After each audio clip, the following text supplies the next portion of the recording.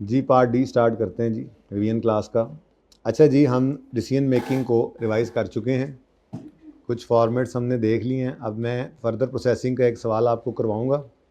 Shutdown का एक सवाल है रिसेंट अटेम्प्ट में, लेकिन वो जैसे आपको अर्ज़ किया है कि वो 12-11 को तो संडे है, 12 या 13 को आपको फिर मैं करवा दूंगा।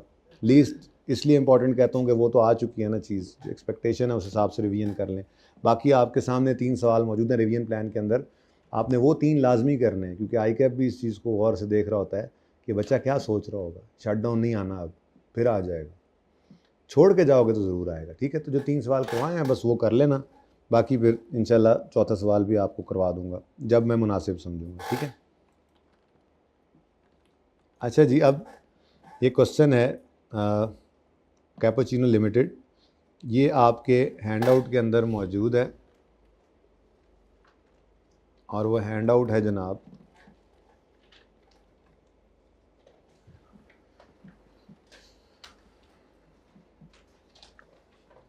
डिसीजन मेकिंग चैप्टर 16 का हैंडआउट है। इसको हमने पेंडिंग किया था। ये क्वेश्चन नंबर 25 बनता है। यहीं पे सॉल्व कर लें या मैं अपने हैंडआउट पे कर लेता हूँ, क्वेश्चन तो यही है। तो जो चैप्टर 16 के नोट्स आप ओपन करेंगे उसके अंदर आपको ये क्वेश्चन नंबर 25 नज़र आएगा, कैपुचिनो लिमिटेड। इसे ओपन कर लें।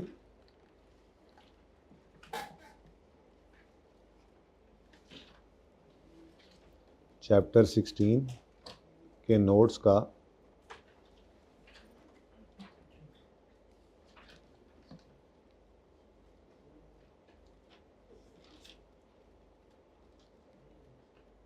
क्वेश्चन नंबर 25 ऐसा ही है। चलो, अच्छा जी, रिक्वायरमेंट है advise CL whether it should sell damaged units of each product with और विदाउट फर्दर प्रोसेसिंग। 12 नंबर का ये सवाल है। उसके बाद एक है इंट्रो का कॉन्सेप्ट है, वैसे तो R1 का भी। Damaged value of inventory units of S1 S2 included in closing inventories under each of the following. अगर फर्दर प्रोसेसिंग ऑप्ट कर लेते हैं और अगर नहीं ऑप्ट करते तो value of damage units in closing inventory का मतलब वही होता है लोअर ऑफ कॉस्ट और NRV। IS2 का कॉन्सेप्ट है, ठीक है ना। तो वो वैल्यू देख लेते हैं, अगर दिल किया तो ये पार्ट भी कर लेंगे। असल में फर्दर प्रोसेसिंग तो बस ये पड़ा है, ठीक है। और इस पूरे सवाल के अंदर सिर्फ एक फिगर निकालने पे 15 मिनट लगने हैं। बाकी सारा सवाल इतना इजी है, इतना इजी है कि मैं आपको क्या बताऊं। ठीक है, तो परेशान नहीं होना। उस एक फिगर की ही वजह से मैंने उस वक्त सवाल को किया नहीं था। उसमें थोड़ा सा ना मतलब प्रोसेस कॉस्टिंग पड़ा होना ज़रूरी है, आपको स्टेज ऑफ कंप्लीशन का अंदाज़ा हो, तब वो एक पॉइंट सिर्फ निकलता है। लेकिन 12 नंबर में से तकरीबन 10 साढ़े 10 नंबर तो बहरहाल आप वैसे ही स्कोर कर चुके हैं। 10 नंबर फिर भी आ जाते हैं उसके अलावा भी। लेकिन चलें, अब तो चूँकि सब कुछ कर चुके हैं, अब तो हम एंड पे हैं, अब तो हम कुछ भी नहीं छोड़ सकते, अब तो सब कुछ करना ही होता है। सवाल शुरू करते हैं जी पढ़ना। Cappuccino limited incorporated in January 18 is engage in manufacturing and marketing of 2 products S1 and S2 due to strict quality standards at CL ratio of damaged units is high। तो बहुत क्वालिटी स्टैंडर्ड्स हमारे high हैं, इस वजह से damage units जो हैं मतलब रिजेक्शन रेट काफ़ी ज़्यादा रखा हमने, डैमेज यूनिट्स काफ़ी। ठीक है, damage units of S1 can only be identified at 100% completion whereas damage units of S2 can be identified at 60% completion. ये थोड़ा सा बस मसला था इस सवाल कि S1 के तो डैमेज यूनिट्स जो हैं वो एंड पे जाके पता लगते हैं, इसमें तो मसला नहीं है। लेकिन S2 जो है उसके डैमेज यूनिट 60% पे पता लगते हैं। इसका मतलब जब डैमेज होते होंगे तो उन पर मज़ीद काम नहीं होगा। तो छोटा सा मसला ये था कि जब फर्दर प्रोसेसिंग डिसीजन में जाना है तो S1 मुकम्मल और S2 भी मुकम्मल करके फर्दर प्रोसेस करना होता है। S1 तो मुकम्मल कॉस्ट लग चुकी होगी, S2 पे थोड़ी सी कॉस्ट निकालनी, ये एक मसला था। ठीक है, तो मैं पूरा सवाल तरतीब से चलाऊंगा कि सारा सवाल हो जाए और वो एक फिगर निकाल लेंगे कि यार ये देखो ये फिगर सिर्फ रहती है, आओ अब इसको कैलकुलेट करो। फिर उसकी पिटाई शुरू कर देंगे, 10 मिनट लगें 15 लगें जितने लगेंगे वो उसी पे ही लगेंगे। ठीक है, शुरू करें काम। अच्छा जी, damage units of S1 and S2 can be sold at 80% and 50% of market prices respectively। जो मार्केट प्राइस है उसके 80% पर, मतलब वो क्वालिटी कंट्रोल स्टैंडर्ड्स है ना, तो थोड़ा सा भी ख़राब, किसी की सिलाई ख़राब, किसी कुछ, तो वो साइड पे कर देते होंगे प्रॉबेबली, ठीक है। वो कह रहा है कि नॉर्मल का 80% सेलिंग प्राइस S1 का डैमेज यूनिट बिक जाता है और नॉर्मल का 50% जो है वो S2 बिक जाता है, ठीक है। CL's production department believes that damaged units can be sold at full market price after incurring per unit rectification cost of 150 and 450 for S1 and S2.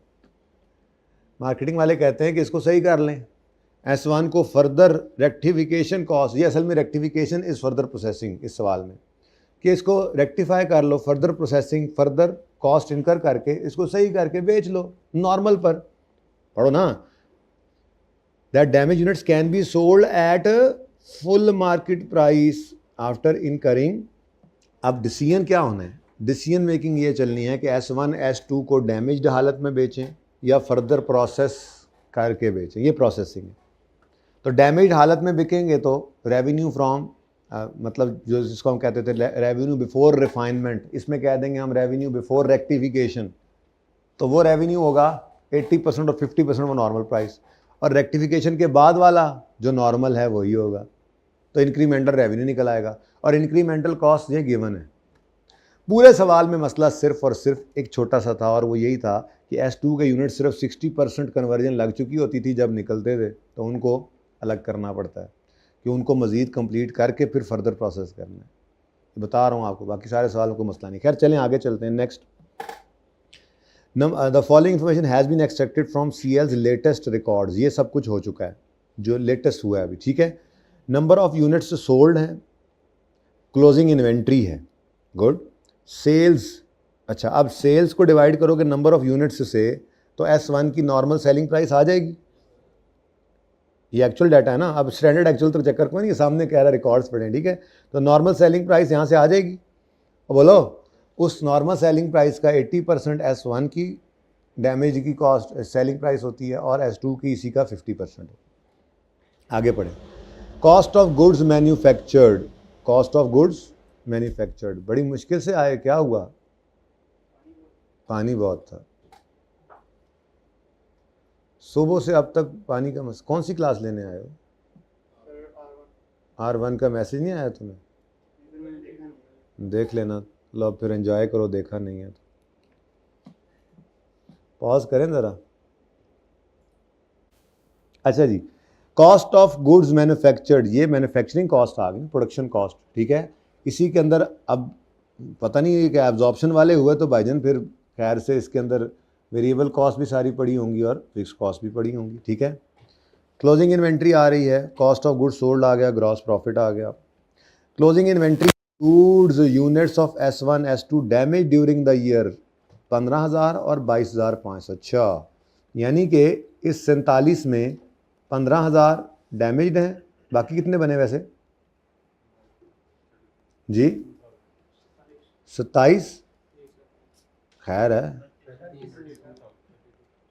32,000 जो है वो सही पड़े होंगे, और डैमेज वाले इन्वेंट्री में कितने पड़े हैं? 15,000, और S2 के वो कहता है जी 22,000 है। देखो ना, क्लोजिंग इन्वेंट्री में पड़े हैं, बिके नहीं। अभी नहीं को तो डिसाइड करना है कि हम फर्दर प्रोसेस करके बेचें या ना बेचें, ठीक है। तो ये जो पड़े हैं इनमें 22,500 S2 के डैमेज्ड हैं, ठीक है। तो फिर बाकी पता नहीं, बाकी क्यों निकाल रहा हूँ, ज़रूरत पता नहीं पड़नी है नहीं, लेकिन चलो 11,500 गुड हैं, तो ये डैमेज यूनिट्स ये बीच में ही पड़े हुए हैं इन्वेंट्री के, अनसोल्ड हैं। इन्हीं को डिसाइड करने का कह रहे हैं कि डिसाइड करो कि इनको फर्दर रेक्टिफाई करके बेचें या ऐसे ही बेच दें, ठीक है। अच्छा, आगे वो कहता है fix cost are incurred at beginning of period. सारी फिक्स कॉस्ट बिगिनिंग पे ही इनकर हो जाती है। अच्छा, अब ये भी एक आसानी थी देखा जाए तो, लेकिन थोड़ी सी मुश्किल बन जाती है क्योंकि वेरिएबल फिक्स अलग अलग टाइम पे हो गई ना। क्योंकि S1 के लिए तो मसला नहीं है, चाहे स्टार्ट में कोई कॉस्ट लगे चाहे एंड पे लगे, वो तो एंड पे जाके ही पूरा होना है, मतलब पता लगना है। लेकिन S2 की मुसीबत क्या है, फिक्स कॉस्ट उस पर सारी लग चुकी होगी और वेरिएबल कॉस्ट 60%, ठीक है। तो ये छोटा सा मसला था, और कुछ पूरे सवाल मसला नहीं। खैर, fix cost are incurred at beginning of period and variable cost are incurred throughout the manufacturing process. Cost of goods manufactured include 80 million which is allocated on the basis of, ये जो cost of goods manufactured है ये तो अलग अलग है ना। Total cost of goods manufactured कितनी है जी? 8 मिलियन। और बोलो 1000 में चल रहा है तो 8000। वो कहता है ये 8000 टोटल है जो कि एलोकेटेड है S1 को और S2 को भी। किस बेस के ऊपर? प्रोडक्शन यूनिट्स की बेस पे। ये पढ़े हैं प्रोडक्शन यूनिट्स, है ना। बेशर्मो ये सोल्ड यूनिट्स हैं। इन्वेंट्री आ रही है तो opening plus production less closing is equal to sale होता है। तो रीअरेंज करो तो ओपनिंग प्लस या सोल्ड निकालने हो और प्रोडक्शन निकालने हो तो उसी को रीअरेंज कर लेना। आपकी अपनी मशहूर ज़माना प्रोडक्शन यूनिट्स निकालने वाली परसों बात की थी कॉमन इश्यूज़ के अंदर, तो प्रोडक्शन यूनिट्स गायब है। ठीक है, निकालेंगे प्रोडक्शन यूनिट्स और उनकी बेस पे बांटेंगे इसको। अच्छा, पर बांटने से होगा क्या? ये टोटल फिक्स कॉस्ट यहाँ से माइनस हो जाएगी इनमें से, तो फिर बाइफर्केशन हो जाएगी ना। बाकी जो बचेगी वो क्या होगी? वो वेरिएबल कॉस्ट होगी। ठीक है, ना निकालनी पड़ती अगर ये वाली मुसीबत ना होती तो।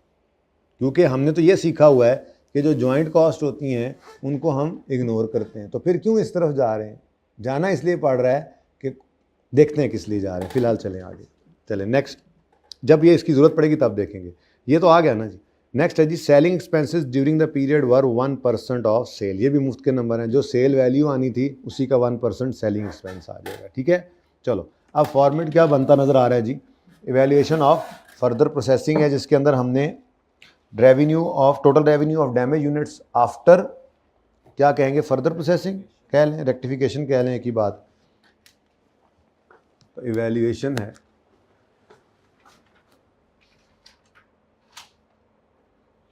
Evaluation of further processing of damaged units. काफ़ी नहीं होगी अंग्रेजी तो। रेलेवेंट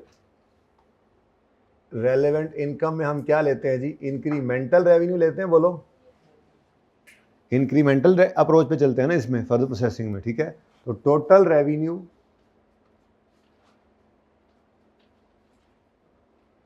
बिफोर फर्दर प्रोसेसिंग,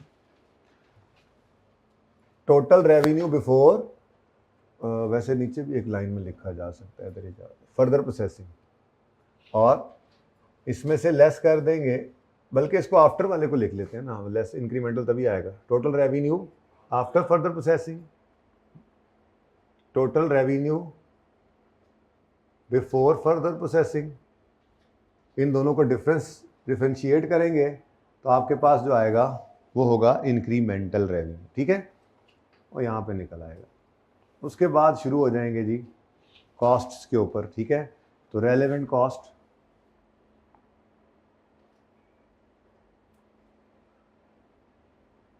अब रेलेवेंट कॉस्ट्स इतनी ज़्यादा कोई नहीं थी। रेलेवेंट कॉस्ट्स 3 है, 3 सिर्फ, वैसे तो 2 हैं। इतना सीधा सवाल था, लेकिन एक थोड़ा सा मसला था बीच में। तो 2 नंबर 3 नंबर बहुत ही बड़ी वर्किंग है, तो चलो 2-3 नंबर उसके होंगे। खैर चलो, टोटल 2 कॉस्ट है सीधी सीधी। क्या?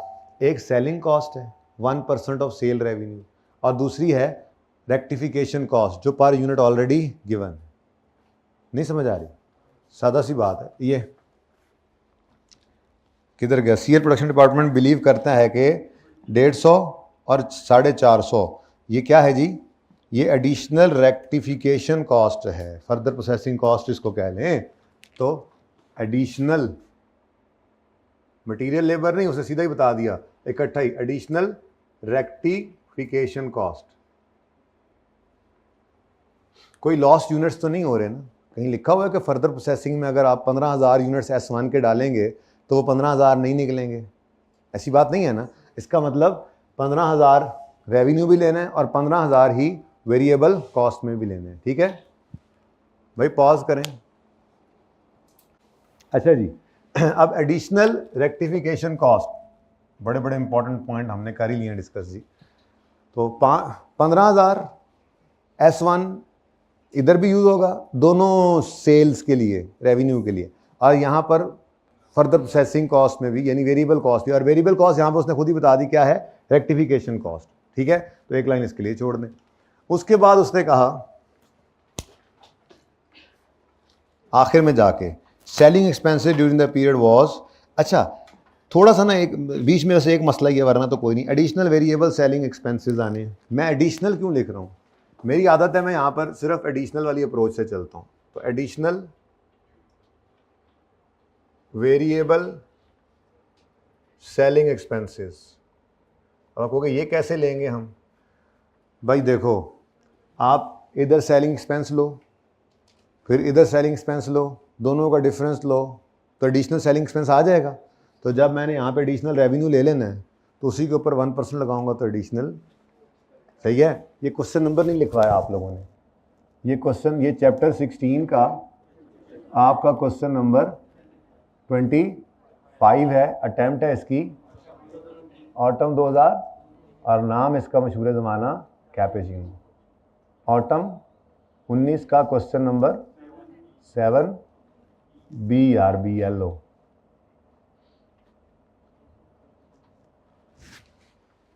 ठीक है। अच्छा, अब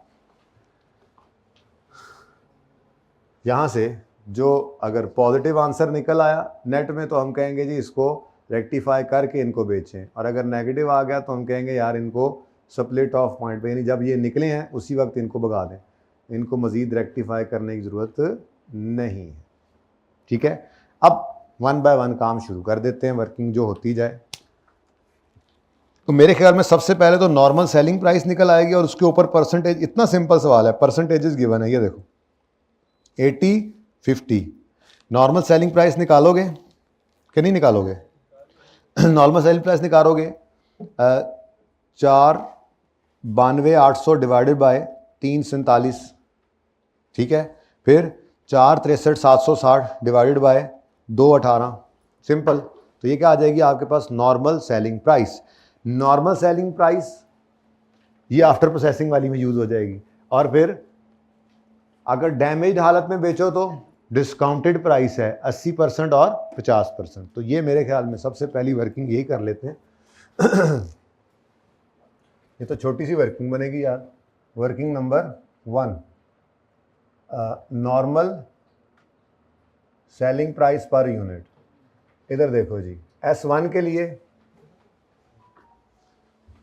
ये मैं 1000 में यूज करूंगा, ओके। 492,800 divide by 347, okay. तो 492,800 डिवाइडेड बाय 347, और दूसरा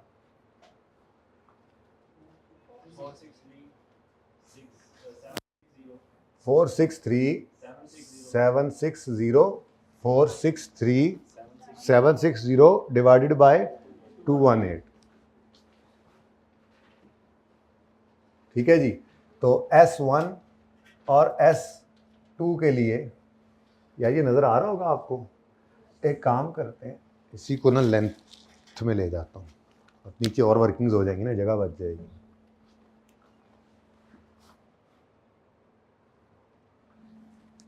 आज हमने बड़े बड़े फैसले कर लिए हैं यार, मुझे देख लो जी। बेटा पहला कौन सा था, ज़रा दोबारा बताएं। 492,800, एंड पे था देखना भाई, भाई आप लिटमस पेपर हो आज मेरे, ये नज़र आ रहा है सही? जब ना आए तो बताना है आपने, ठीक है। डिवाइड बाय, क्योंकि फिर वो ऑनलाइन वालों को भी उसमें मसला होगा।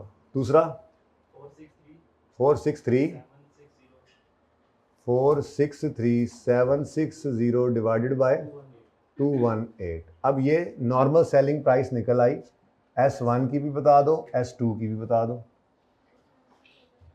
S1 1400 और S2 की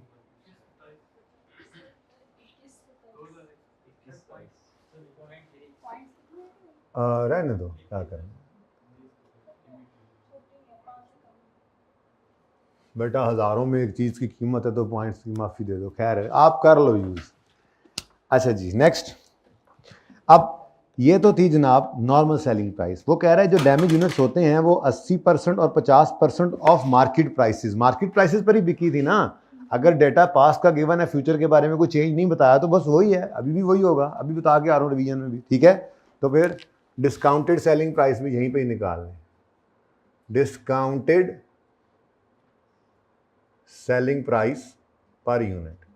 अब ये पकड़ो 1420, ये 80% जी 1136, और ये 2127 का 50% करो तो पॉइंट्स लगा लगा के तो मैं मर जाना जी। 1064 भाई कह रहे। लो भाई आपका काम हो गया। यूनिट सेम रखने हैं, कितने हैं S1 के 15,000। Closing inventory includes unit of S1 and S2 damage during the year, that is 15,000 and 22,500। तो 15,000 यूनिट्स और 22,500 यूनिट्स, ठीक है। तो फिलहाल मैं बात कर रहा हूं सिर्फ S1 की। तो S1 के 15,000 यूनिट्स दोनों तरफ लिए हमने, ठीक है, और इन्हीं के ऊपर आपकी रेक्टिफिकेशन कॉस्ट भी लगनी है। क्या ख्याल है? ठीक है। अब लाल रंग से मैं जो चीज़ याद करवाई आपको पिछले रिवीजन में वो बता रहा हूँ। आफ्टर फर्दर प्रोसेसिंग कितना रेवेन्यू हो जाएगा? वो कहता था जी आफ्टर रेक्टिफिकेशन ये नॉर्मल सेलिंग प्राइस पे बिक जाएंगे। इसका मतलब 1420 यही नॉर्मल बिक जाएगा, और अभी कितने पर बिक रहा है? 1136 पर। कोई मसला समझ आती है बात की? लेकिन हर एक के ऊपर आपकी एडिशनल रेक्टिफिकेशन कॉस्ट लगती है। S1 को अगर रेक्टिफाई करें तो कितनी? 150। तो ये 150 रुपीज आ गया, ठीक है। आंसर क्या बनता है वैसे बाय द वे? ये हमने अलग अलग नहीं किए, कर लेते हैं यार।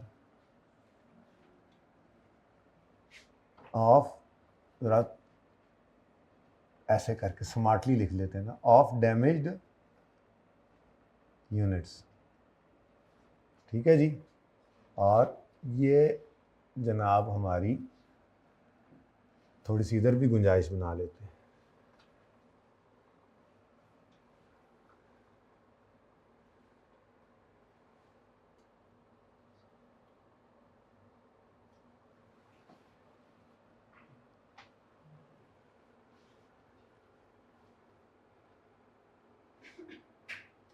ले जी, S1 की तो बात कर लेना पहले, फिर S2 का मैं खाना बना लेता हूँ।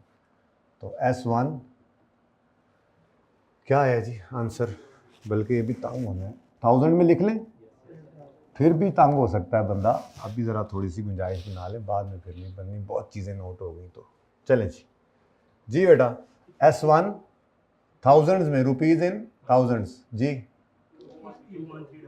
21300 17040, ये माइनस किया आपने तो आपके पास इंक्रीमेंटल रेवेन्यू क्या आ गया?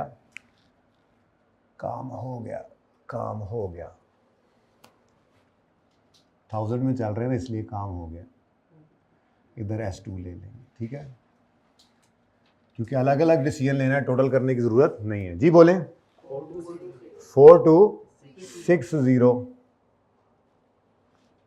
ये आ गया आपके पास इंक्रीमेंटल रेवेन्यू। क्या आ गया जी? इंक्रीमेंटल रेवेन्यू, ठीक है। अच्छा, रेक्टिफिकेशन कॉस्ट कितनी है? 2250। और सवाल में उसने क्या कहा था? सवाल में तो उसने कहा था कि selling expenses during the period was 1% of sale. अब इसका मतलब तो ये है कि इसको भी सेल करें तो 1% आना है, अगर सही करके बेचे तो, और अगर वैसे बेचे तब भी। ड्यूरिंग द पीरियड 1% सेल का सेलिंग कमीशन रहा है ना, तो 1% तो है। अब हम दोनों का लें इसी तरह से और डिफरेंस लें, उससे बेहतर नहीं है कि इंक्रीमेंटल रेवेन्यू पर सिर्फ इंक्रीमेंटल यानी एडिशनल वेरिएबल एक्सपेंस ही ले लें? दोनों ऑप्शन अवेलेबल हैं। ऑप्शन 1 15,000 इंटू 1420 का जो आंसर आया है 31,300, इस 21,300 इस पे 1% लगाएं, फिर उसमें से माइनस करें इसका जो आंसर आया 1740 का 1%, तो दोनों का डिफरेंस वही बनना है जो इसके ऊपर 1% लगाने से आना है। इसलिए मैंने यहाँ पर लफ्ज़ क्या लिख लिया था, एडिशनल। तो यहाँ पर अब मैंने क्या ले लिया जी, 4260। तो कोई ये कहे सेल्स का 1% था वो नहीं लिया तो वो भी ले सकते थे, पर यही चीज़ें थी जिनकी वजह से ये सवाल एकदम आसान लग रहा है, बस एक ही चीज़ मुश्किल रह जानी है। खैर चले, इनटू 1%, क्या आंसर आता है जी, 42.6। 43 बन गया ना, 1000 में चल रहे हैं, ठीक है। अब मुझे बताओ जी कि आपका आंसर पॉजिटिव में आ रहा है या नेगेटिव में? 1967। हाँ जी, नेट रिजल्ट पॉजिटिव आ गया है। तो क्या ख्याल है, फर्दर प्रोसेस करके बेचें या ऐसे ही बस बेची जाएं? स्प्लिट ऑफ जिसको कहते थे जी, स्प्लिट ऑफ मतलब जहाँ पे वो बन के निकल आया डैमेज, उसे ऐसे ही बेच दें या उसको फर्दर प्रोसेस करके बेचें? तो नेट रिजल्ट पॉजिटिव है, इसको तो हम रेक्टिफाई करके मतलब रेक्टिफिकेशन इसकी करके उसके बाद बेचेंगे। तो नेट रिजल्ट क्या है जी, पॉजिटिव। दूसरे को भी देख लो, मुश्किल या आसान? आसान, बस एक ही फिगर मुश्किल है जिसकी जगह दरमियान में छोड़ी हुई है मैंने। अच्छा नेक्स्ट, इसी तरह से जनाब यूनिट्स हैं अवेलेबल 22,500 जो ख़राब है, और इनकी सेलिंग प्राइस हम निकाल चुके हैं, डिस्काउंटेड भी और नॉर्मल भी, ठीक है। तो वही सारी चीज़ें, और 1% इसके लिए भी सेल्स का कमीशन है। तो ये सारे तो मुफ्त के नंबर थे, इसीलिए पहले अलग से इसको देख लिया था। 22,500। अच्छा जी, कोई यूनिट्स बिफोर तो 22,500 हैं, क्या फर्दर प्रोसेसिंग के बाद ये 22,500 से कम या ज़्यादा होते हैं?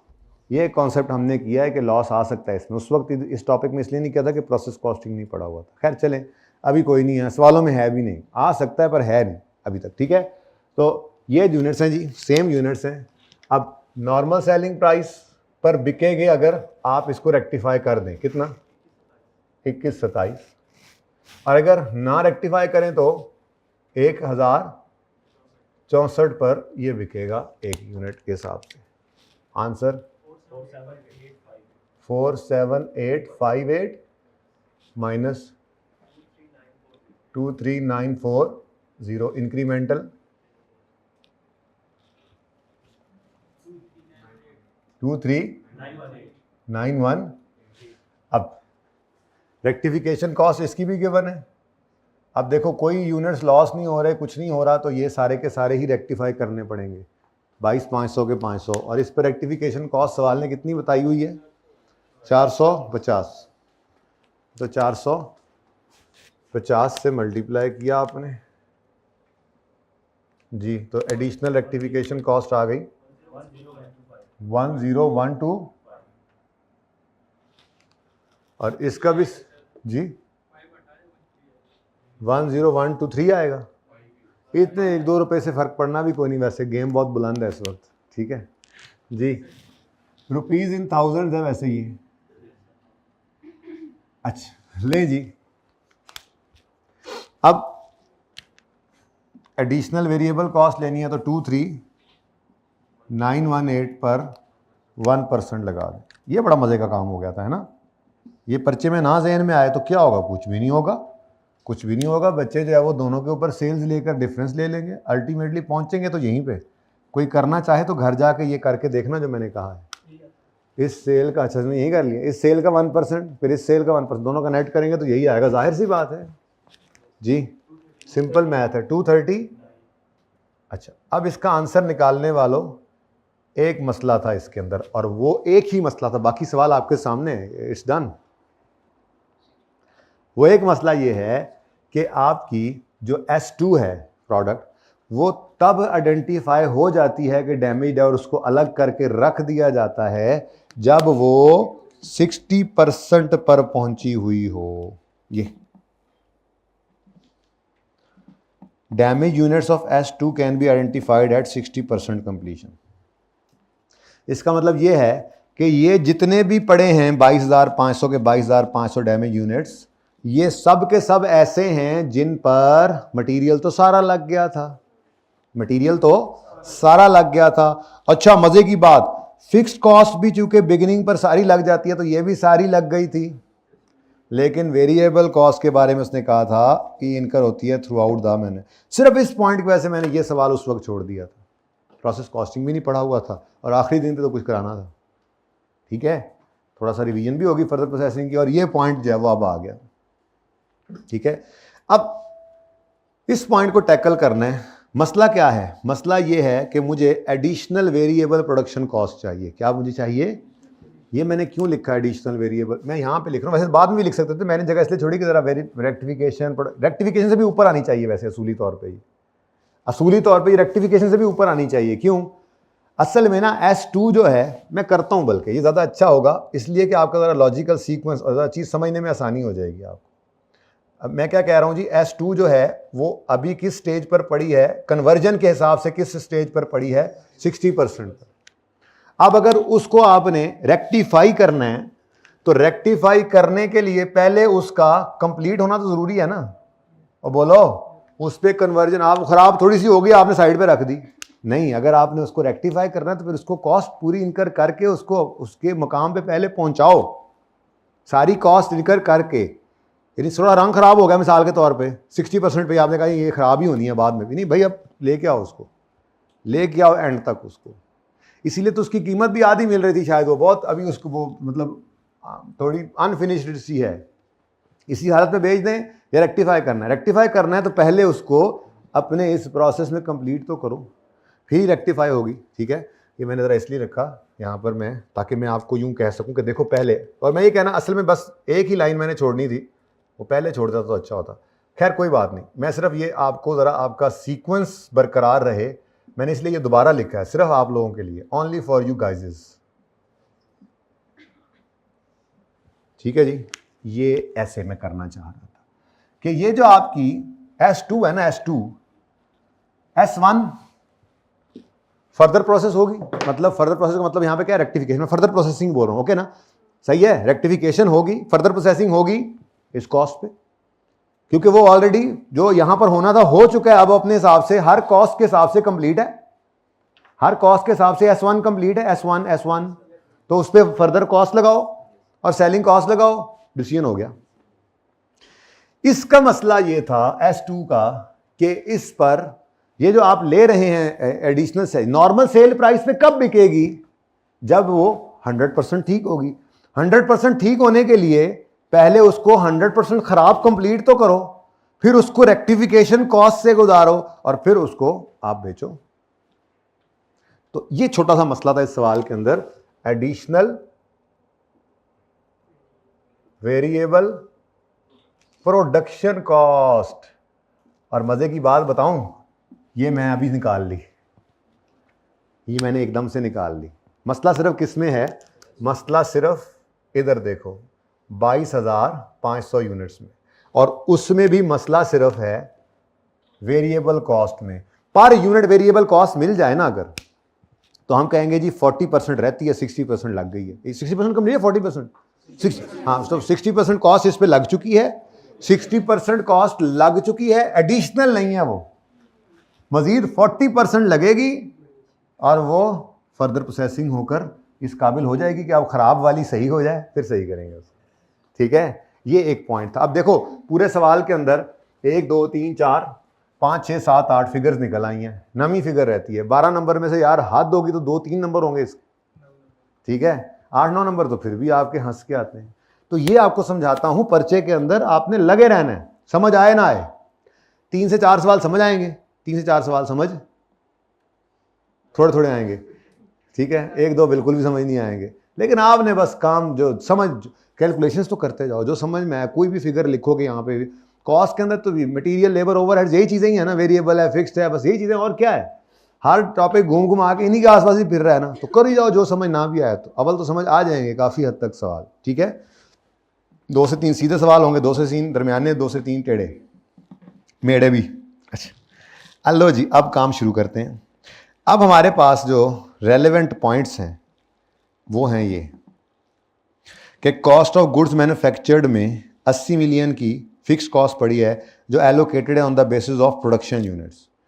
अब मेरे पास सोल्ड यूनिट्स पड़े हैं, तो पहले इनसे मैं क्या कर लूँगा, प्रोडक्शन यूनिट्स निकाल लूँगा। है बहुत आसान, ओपनिंग 0 है, प्लस प्रोडक्शन निकालना है, माइनस सेल करके, माइनस क्लोजिंग करके सेल आता है, तो सेल को ले जाएं। देखो ना, इक्वेशन पहले यहाँ बना लेता हूँ।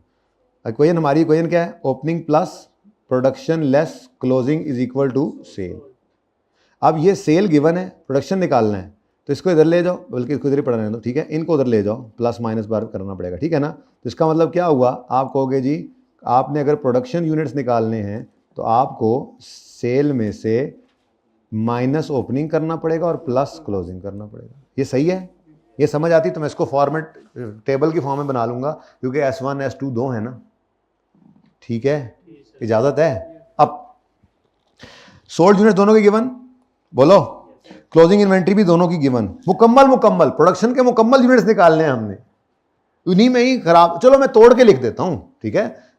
प्रोडक्शन के यूनिट्स हमने लिखना है जी, सेल यूनिट्स कितने हैं जी, सेल यूनिट्स 347 218, ठीक है। इसमें ओपनिंग तो है नहीं, -0 लिखना तो लिख देना, प्लस क्या करोगे क्लोजिंग, तो क्लोजिंग पूरे यूनिट्स लिखने हैं, असल में तो 47 और 34, आप तोड़ के लिख लो बेशक, लेकिन तोड़ के लिखने भी तोड़ के चाहिए, आगे आगे यूज भी करने हैं, ठीक है ना, देख लेंगे फिर, ठीक है। तो मेरे ख्याल में तो इक्वेशन बन जाती है वर्किंग नंबर 2। मैं क्या निकालने चला हूं जी, प्रोडक्शन यूनिट्स, प्रोडक्शन के यूनिट्स निकालने मैंने इस वर्किंग में। S1 S2 वैसे वो चल तो रहा ही है, चलने दो। जज़ाकल्लाह भाई जी। ओपनिंग स्टॉक नहीं, सेल पहले लिखना है, चलो आप, क्योंकि आपके आपने इक्वेशन बनाई होगी रफ वर्किंग में, उसी तरह से बना रहा हूँ, अगर कहो तो पहले मैं ओपनिंग भी लिख सकता हूँ, माइनस में लिखना पड़ेगा ऐसे, ठीक है। बस सेल्स आपकी इक्वेशन सेट, आपने यूं पर्चे के ऊपर यूं करना है ना, बस छोटा सा ऐसे, opening plus production less closing is equal to sale होता था ना। तो अब मुझे क्या चाहिए, प्रोडक्शन चाहिए, तो इसको इधर ले आओ, माइनस क्लोजिंग प्लस ओपनिंग, बस ये ऐसी रफ में लिखा हुआ, यहां पे आप सही कर लो उसको, ठीक है। तो sales, sale units minus opening stock के यूनिट्स प्लस क्लोजिंग स्टॉक के यूनिट्स।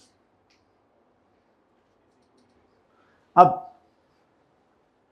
सेल के यूनिट्स कितने हैं जी, 340 और 218, कहां से उठाए, इधर देखें, 347 218, ओपनिंग कितने हैं 0, तो माइनस कर दिया 0, होते तो ये भी लिख लेते।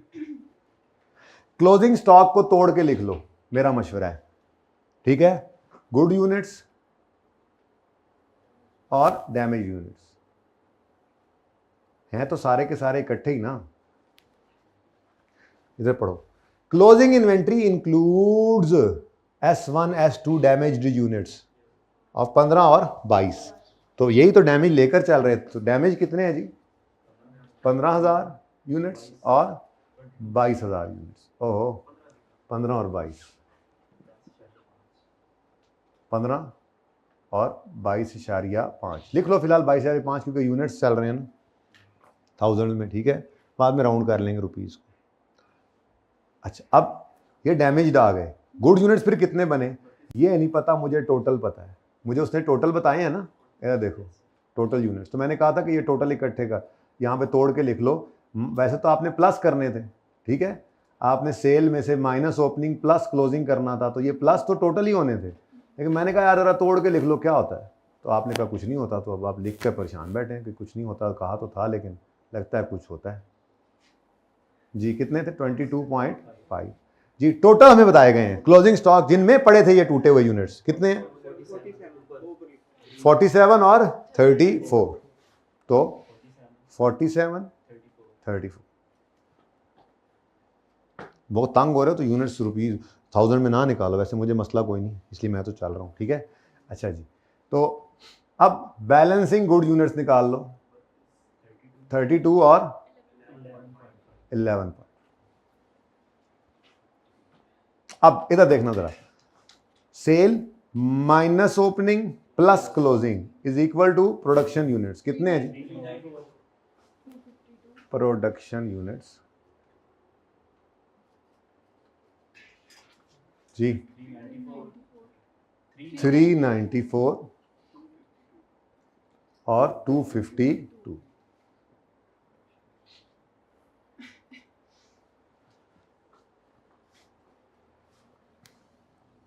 ठीक है जी।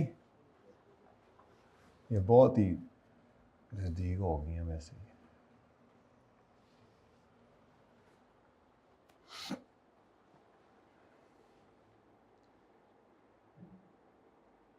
ठीक है, चले अब अगली बात, प्रोडक्शन यूनिट्स निकल आए। अब इनकी बेस के ऊपर उसने कहा था फिक्स कॉस्ट बटी हुई है, यानी कि अगर मैं यहाँ पे ऐसे ही एक टोटल लिख लूँ ना टोटल, तो वे भी आसानी हो जाएगी। टोटल कितने बनते हैं यूनिट्स?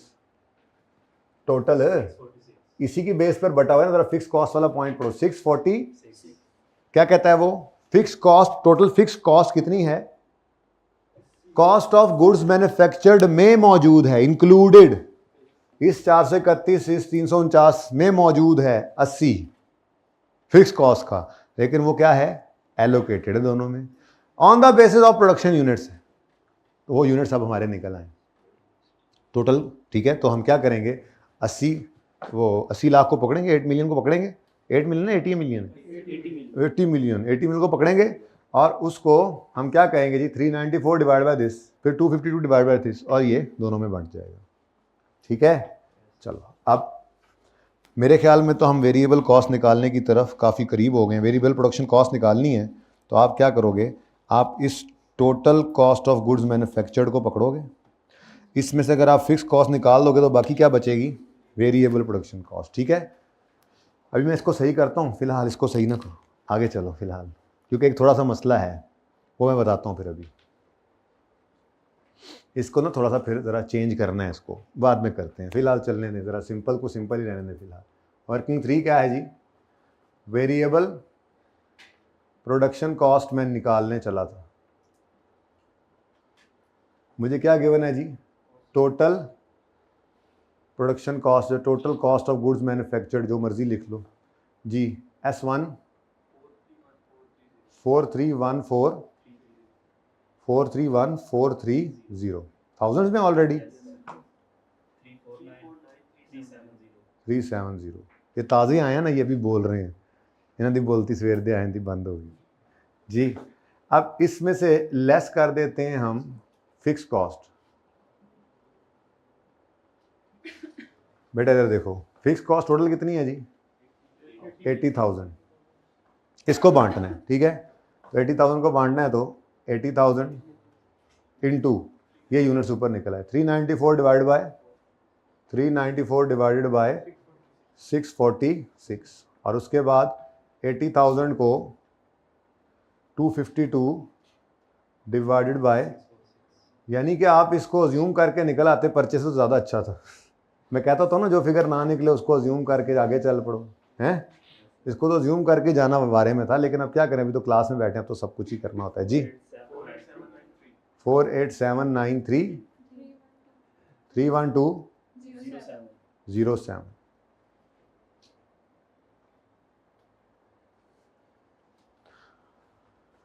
तो लेकिन मैं बार ऑनलाइन पे ये बता दूंगा कि चाहिए सिर्फ क्या था। फिलहाल तो मैं खुली डुली वर्किंग कर रहा हूँ ताकि सब समझ आ जाए, ठीक है ना? फिर पेपर में आप अभी आपने थोड़ी देर में कहना सर 12 नंबर का सवाल था, वो सवाल तो मैंने आपको दिखा दिया, सारा हो चुका था, सिर्फ एक फिगर निकालने के लिए चले हुए हैं हम।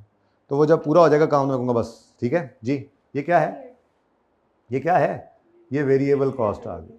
ये क्या आ गई जी? आपकी वेरिएबल कॉस्ट 382637 318163।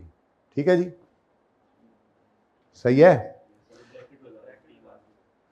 अच्छा, अब मुझे बताओ, अगर आपको प्रोडक्शन के यूनिट्स मिल जाएं, आप उनसे इन्हें डिवाइड कर दो तो आपकी वेरिएबल कॉस्ट निकल आएगी। बोलो, अब मुझे वेरिएबल कॉस्ट किस लिए चाहिए? मुझे वेरिएबल कॉस्ट चाहिए सिर्फ S2 के लिए। मुझे एक बात बताओ, ये प्रोडक्शन यूनिट्स इस क्लोजिंग स्टॉक की एडजस्टमेंट से निकलें कि नहीं? इस क्लोजिंग स्टॉक में ये डैमेज यूनिट्स पड़े हैं, इन डैमेज यूनिट्स पर क्या पूरी वेरिएबल कॉस्ट लग चुकी है? यहां पे आके फिर अब वो EPU की तरह से कॉन्सेप्ट अप्लाई करना, ठीक है? ये 22.5 यूनिट्स ही नहीं है, हम कहेंगे ये डैमेज यूनिट्स 22.5 हैं ही नहीं, ये 60% है। 60%? ये 60% है। कितना बनते हैं बाय द वे? यानी कि ये फिगर वेरिएबल कॉस्ट के पॉइंट ऑफ व्यू से ये फिगर सही नहीं है। अच्छा, अगर मैं यहां पर तोड़ दूं ना, फिक्स्ड वेरिएबल, तो फिक्स के हिसाब से इसके यूनिट सेम, वेरिएबल के हिसाब से इसके सेम, क्योंकि सारी कॉस्ट लग गई। फिक्स के हिसाब से तो इसके भी सेम थे, वेरिएबल के हिसाब से ये यूनिट से सही नहीं है, क्योंकि आपकी टोटल प्रोडक्शन कॉस्ट जो है इससे आपने डिवाइड करना होता है प्रोडक्शन यूनिट्स को। तो कितने यूनिट्स की वेरिएबल कॉस्ट लग चुकी है, क्या ये 22 एरिया 5 पे पूरी वेरिएबल कॉस्ट लगी है? तो ये जो आपने प्रोडक्शन यूनिट्स निकाले हैं तो इसी के एडजस्टमेंट से नहीं निकले, और बोलो तो इसका मतलब ये फिगर सही नहीं है, सिर्फ इसको सही करना है। इसका मतलब मुझे तो इसकी भी ज़रूरत नहीं थी, मैंने वैसे ही बनाया, और मुझे इसकी भी ज़रूरत नहीं थी, मैं डिवाइड करने ही लगा था, लेकिन कर भी दूंगा आप कहोगे तो, लेकिन मुझे इसकी भी ज़रूरत नहीं है। ठीक है, मुझे तो सिर्फ किसकी ज़रूरत थी, ये यूनिट्स 34 सही नहीं है, क्योंकि इसमें जो 22.5 हैं ये पूरे यूनिट्स ही नहीं है इस कॉस्ट के हिसाब से। तो इक्विवेलेंट यूनिट्स निकाल के पर यूनिट वेरिएबल कॉस्ट निकालनी थी असल में हमने, ताकि हम उसकी बाकी 40% को अप्लाई करें, तो सवाल मुकाएं और जान छुड़ाएं। क्या ख्याल है? ठीक है, तो इसको मैंने कह दिया ये गलत है। अब इसको यूं करके यहां सही लिखूं ताकि याद रहे तो ज्यादा बेहतर नहीं? क्या ख्याल है? ठीक है, तो ये असल में पॉइंट है ये। अच्छा, अब सिर्फ एक पॉइंट है, देख लो। अब हर सवाल में ऐसे 1-2 पॉइंट्स होते हैं जो फंसा देते हैं। अब देखो ना, मैं क्या कह रहा हूं आपको, फिगर ज्यूम करके निकलते तो जान छूट जाती, 8-9 नंबर फिर भी आ जाने थे, अगला सवाल अब तक कर चुके होते, कब से बैठे हुए हैं। ये बस आपने देखना, ठीक है। तो S2 जो है वो 60% कंप्लीशन पर आइडेंटिफाई होता है, तो फिर मैं ये कहूँगा कि असल में ये है ही कितने बनते हैं, ये हैं ही कितने, या यूं लिख दूं यार, मिटाना ज़रा बेहतर है। ये देखो 22.5 जो है ये इधर देखो, ये सही नहीं है, ठीक है, ये सही नहीं है, बल्कि ये 60% कंप्लीट था। यानी मुझे चाहिए, देखो फिक्स कॉस्ट के लिए मुझे नहीं चाहिए यूनिट्स, चाहिए होते तो वो पूरे थे, वो यही बनते हैं, 34 ही बनते हैं। अगर कहें तो लिख दूं, तो समझ आ गई है? कहते हो तो तोड़ के लिखता हूं यहाँ पे, S1 के आगे फिर 2 कॉलम डालता हूं, फिक्स के हिसाब से यूनिट्स, वेरिएबल के हिसाब से यूनिट्स, फिर S2 के फिक्स के यूनिट्स और वेरिएबल के यूनिट्स सब सेम होने हैं। फिक्स के इसके यही यूनिट्स हैं, वेरिएबल के भी यही यूनिट्स हैं, S2 के फिक्स के यही यूनिट्स हैं, लेकिन S2 के वेरिएबल के हिसाब से इक्विवेलेंट प्रोडक्शन यूनिट्स ये नहीं निकलते। तो सिर्फ इस एक फिगर को छेड़ना था, ठीक है, कर लूँ, इजाजत है? अब ये देखो जी, ये 60% करें तो यहाँ पे क्या आता है, 13.5 आ गया, तो 13.5 अगर यहां पर लिखोगे तो अब ये यूनिट्स प्रोडक्शन के सही आएंगे। कितने, ओह सॉरी 13.5 यहां लिखोगे तो ये यूनिट्स कितने हो गया? आप कह रहे थे थोड़ी देर पहले, आप कह रहे थे कितने यूनिट्स पड़े हैं जी क्लोजिंग स्टॉक में, कितने पड़े हैं?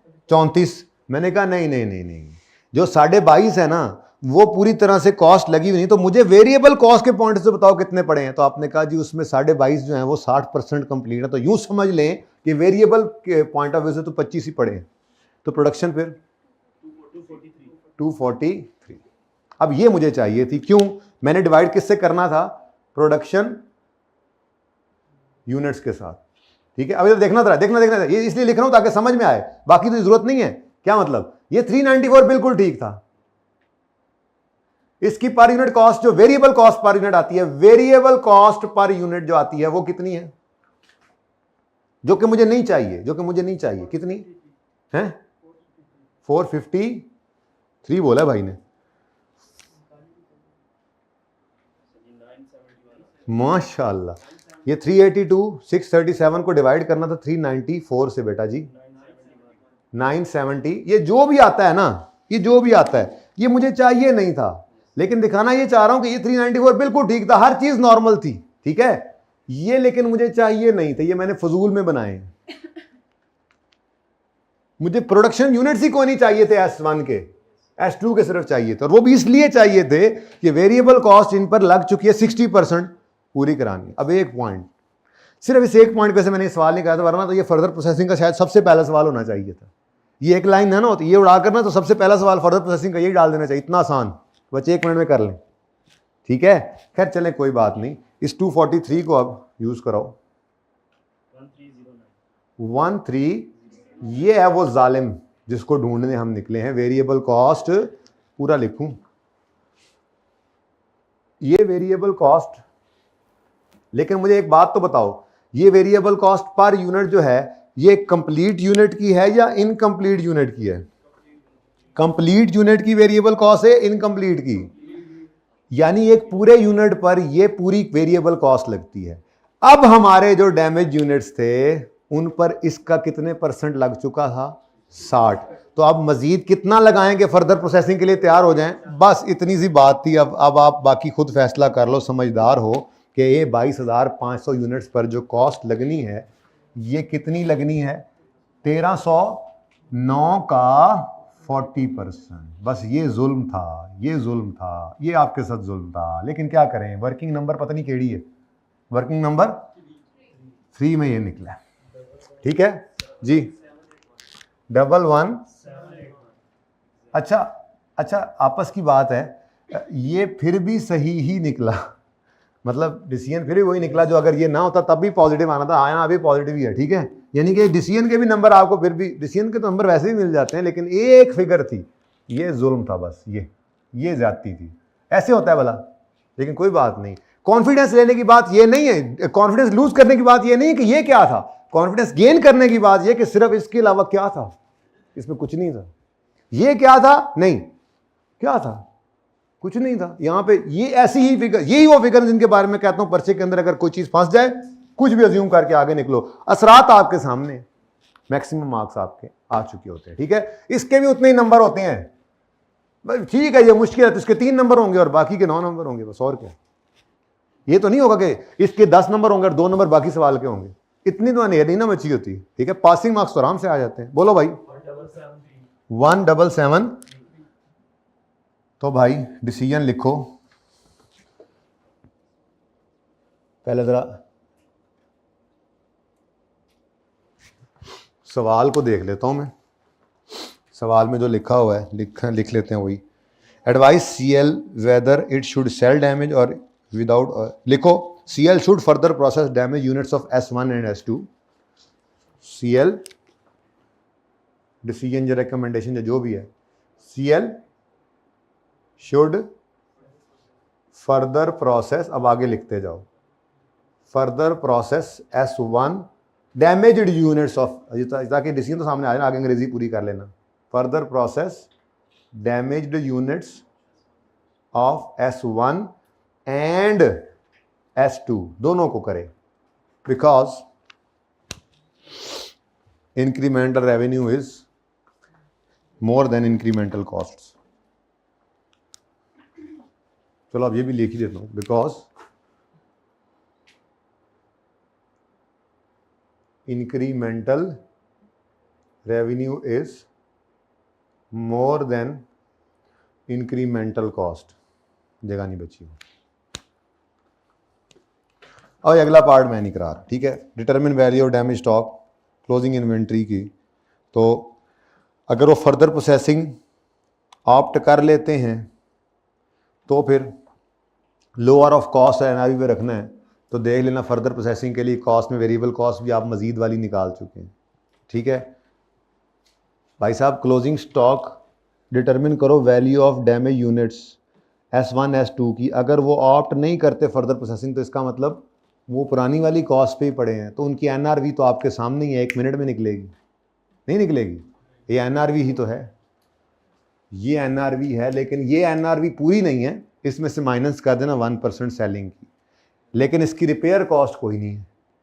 और अगर वो ऑप्ट कर लेते हैं फर्दर प्रोसेसिंग तो फिर एस्टिमेटेड सेलिंग प्राइस तो ये हो गई, लेकिन माइनस करोगे ये सेलिंग प्राइस भी अकेले की कर लेना ना। ठीक है, अकेले के सेल्स का 1% भी माइनस करोगे और वो जो फर्दर प्रोसेसिंग कॉस्ट है वो भी कर लोगे। ठीक है, तो ये लोअर ऑफ कॉस्ट और NRV वाला काम करना है, तो ये कर लेंगे आप, मेरे ख्याल से कोई मसला है नहीं।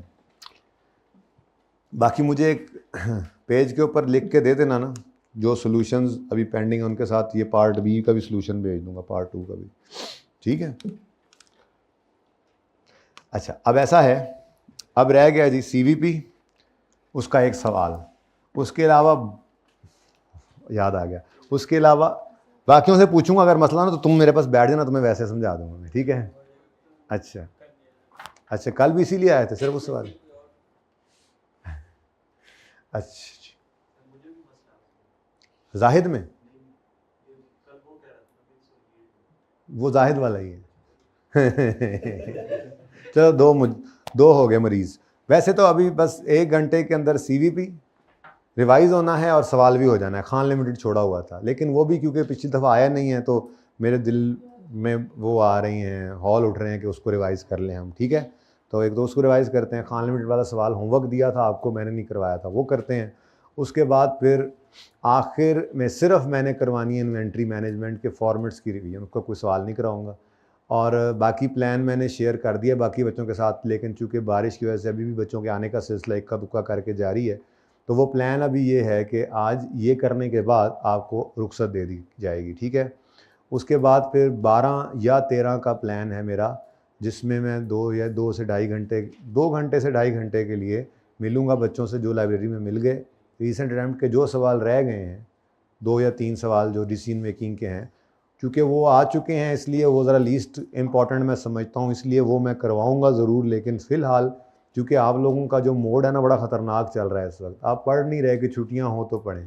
FAR 1 वाले डिले हो रहे हैं, आज बारिश हो गई, सारी गड़बड़ फिर हो गई, तो इसलिए सुकून से जाएँ, पढ़ाई शुरू करें। आपको 12 या 13 को इंशाल्लाह मैं यहाँ पर, मैंने आना है जमात में जाने से पहले, लाहौर आऊँगा वापस, तो मैं पहले किसी बच्चे को पकड़ूंगा, ऊपर से एक भी मिल गया था, रिकॉर्डिंग क्लास में करवा के अवेलेबल कर दूंगा।